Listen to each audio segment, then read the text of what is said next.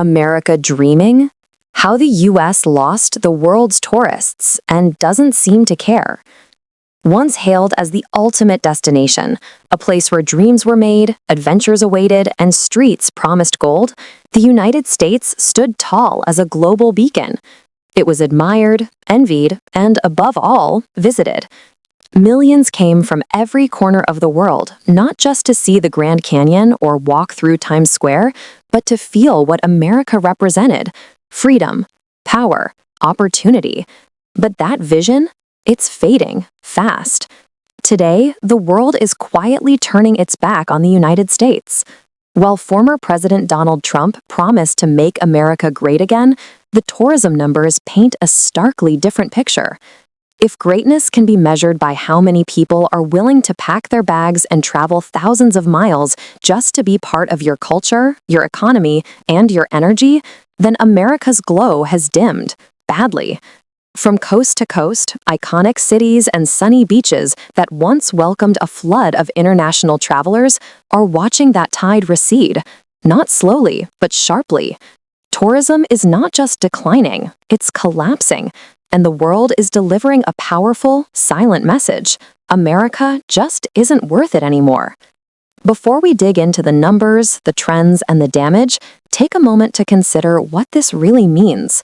The country that once thought it didn't need the world is starting to feel what happens when the world walks away. If there was ever a friendship that felt unbreakable, it was between Canada and the US. For decades, Canadians poured billions into the American tourism economy. They flooded Florida each winter as snowbirds, filled shopping malls in Buffalo, and treated New York and Las Vegas as second homes. But in 2025, that chapter is closing. Car trips from Canada to the US have plunged nearly 37%. Air travel is down another 26%. These aren't fluctuations. These are warning sirens. Florida, once a haven for Canadian retirees and vacationers, lost over 100,000 Canadian tourists in just a single quarter. At some airports, arrivals from Canada have dropped by 30%. That's not a dip, it's a collapse. And the dollars are following the travelers out the door. Canadians used to spend more than $6 billion a year in Florida alone. That money hasn't disappeared.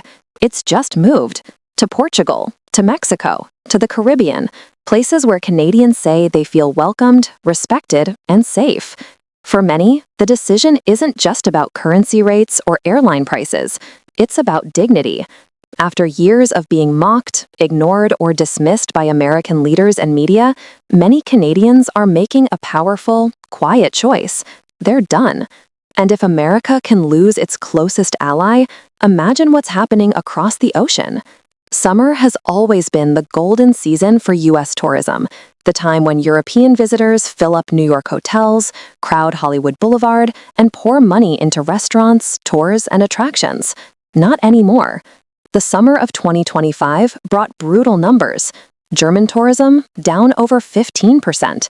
Visitors from Denmark, down a staggering 37%. Even Switzerland, long one of the most stable, high-spending tourist markets, fell by nearly 13%. And this isn't just about price tags, it's about image. Europeans are growing tired of being treated as second-class visitors. Reports of travelers detained at airports, rhetoric from U.S. leaders, and a constant sense of being unwelcome have eroded America's charm. One French tourism analyst put it bluntly: collapses like this usually only happen to countries at war or in crisis, not to peaceful nations in peacetime. And yet, here we are. While Americans wonder where the Europeans have gone, the answer is obvious. They're traveling, just not to the U.S. Spain, Italy, Greece, these countries are booming. Airlines are adding flights across the Mediterranean while trimming routes to American cities.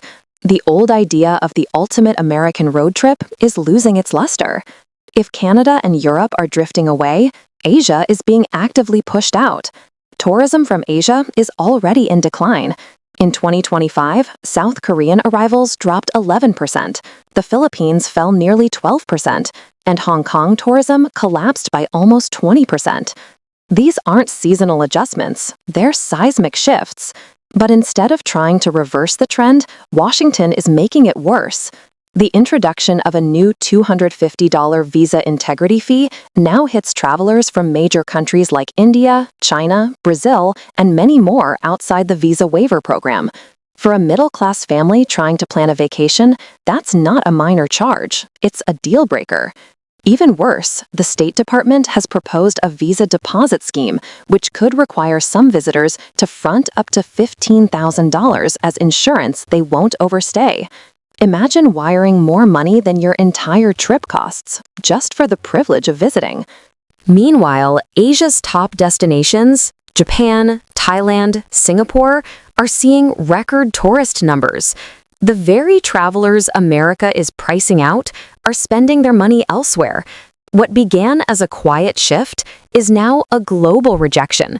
From Canadian retirees to French families to Filipino students, people aren't just choosing other destinations, they're choosing not to come to America.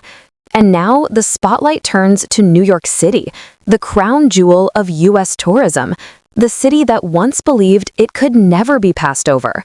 But if trends continue, even the Big Apple might learn a hard truth. Admiration must be earned, not demanded. The world once saw America as a dream destination, but today, the dream is fading. And unless something changes, the country that thought it didn't need the world may wake up to find the world no longer needs it. New York's tourism collapse isn't just a crisis, it's a global rejection of America. Florida was the warning, but New York is the proof. In 2025, the city once hailed as the beating heart of the American dream, a skyline that symbolized hope, ambition, and boundless opportunity, is bracing for a staggering 17% drop in international visitors. That's more than 2 million fewer foreign tourists in a single year. And it's not just about foot traffic. International travelers make up only about 20% of total arrivals, yet they account for half of all tourism spending. The financial damage isn't just significant, it's seismic. Tour operators in the city are sounding the alarm.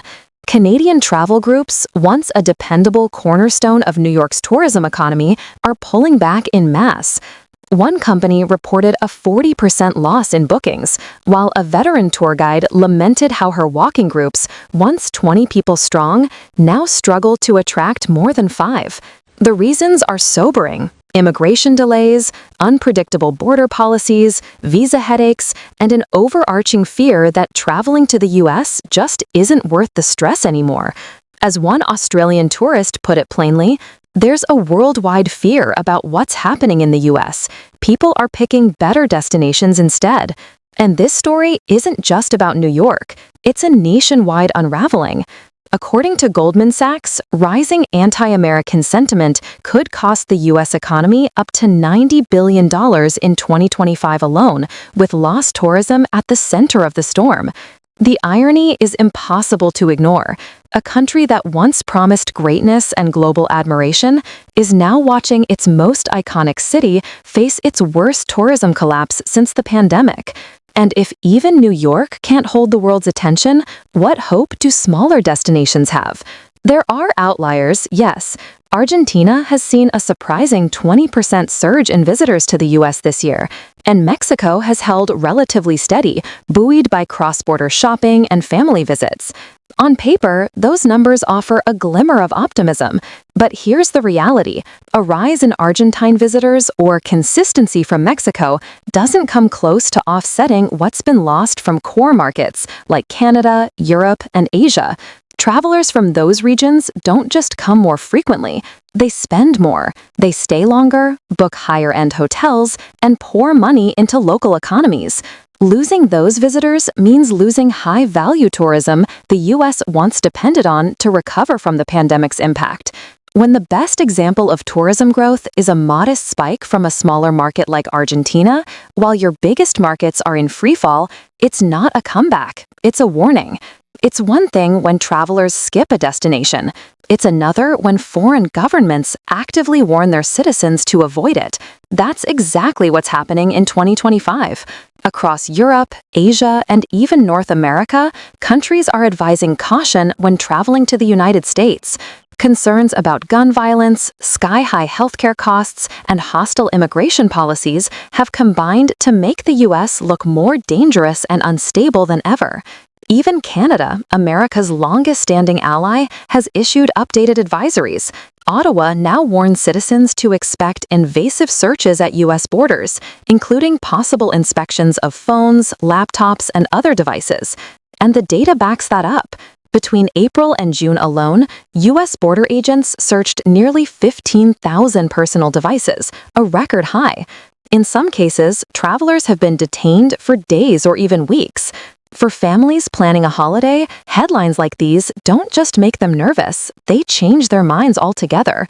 And when government websites suggest preparing for potential detention, travelers aren't just thinking twice.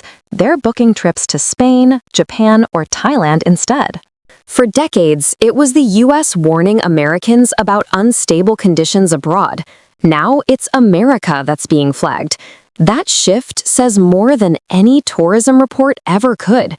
Put all the pieces together: Canada's retreat, Europe's summer collapse, Asia's forced pullback, and now New York bleeding millions of tourists, and the picture is clear. This isn't just a tourism problem, it's a global reputational crisis.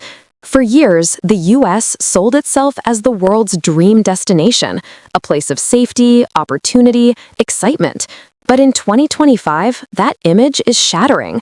What travelers now associate with America isn't freedom or fun, it's risk, and the world is responding accordingly. The latest Democracy Perception Index, covering more than 110,000 people across 100 countries, shows the U.S. has suffered a dramatic fall in global favorability since Trump's return to political prominence. A majority now view America negatively, with some of the sharpest declines coming from Europe. Even more striking, for the first time, China has overtaken the U.S. in global favorability rankings. That's not just a diplomatic embarrassment, it's a financial catastrophe for tourism. When the world sees you as unstable, unpredictable, and unwelcoming, they don't gamble their money on you. They choose countries that feel safe, respectful, and exciting. Donald Trump once promised to make America great again, respected again, admired again. But in 2025, the world isn't applauding, it's walking away. Not just governments or politicians, but millions of ordinary travelers, people who are now voting with their passports, spending their time and money elsewhere. America didn't just lose the tourists, it lost the trust. And here's the most painful truth: when the world stops showing up, greatness isn't just questioned, it's erased. If 2025 was the year the world rejected Trump's America, then 2026 could be far worse.